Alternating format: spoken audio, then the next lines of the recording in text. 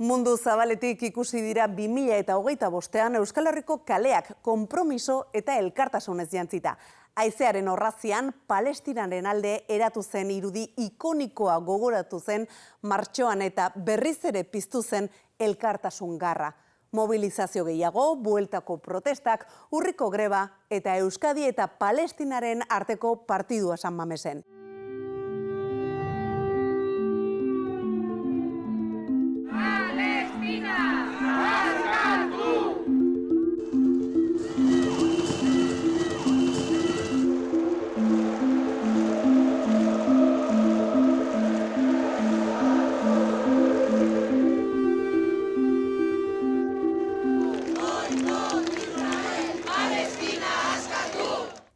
Eta 2025an migratzaileek iristen jarraitu dute, baina asko egoera oso kezkagarrian bizi dira.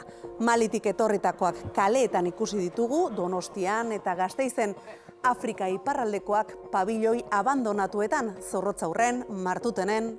Ahora hace frío, hace llueve. Aquí yo también mejor. Indarkeria matxistak hiltzen jarraitzen du. Todo apunta a que podríamos estar ante un caso de violencia vicaria.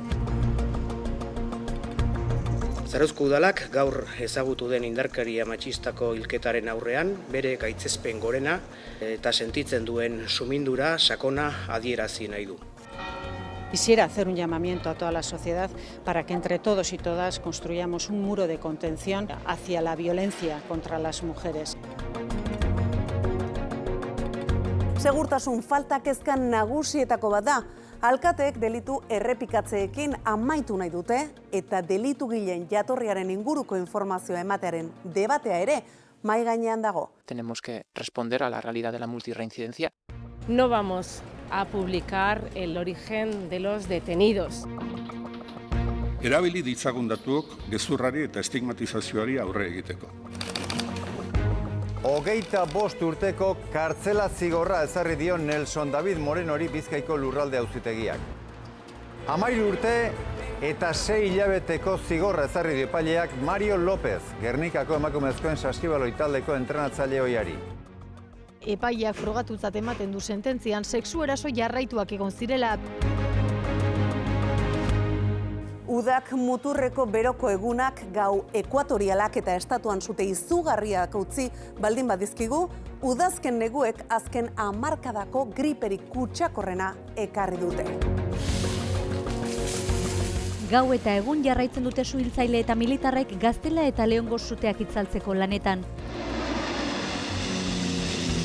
No puedo casi ni hablar porque me entran ganas de llorar.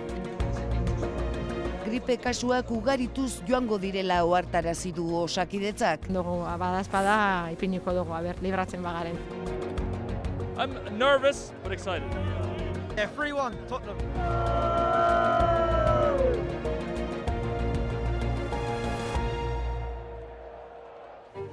2022ko otsaila. EITBek azaleratu zituen lehenengo salaketak. Bermeon pederastia kasu batzuk ixteko aukera izan dute aurten. Orain dela 3 urte, EITBek azaleratu ostean, biktima batzuek kalte ordaina eta aitortza jaso dute. Gorabeherazkoko prozesua izan dela, baina egia azkenean argitara atera dela. Bidea zabalik gainontzekoen aldarrikapenen zain.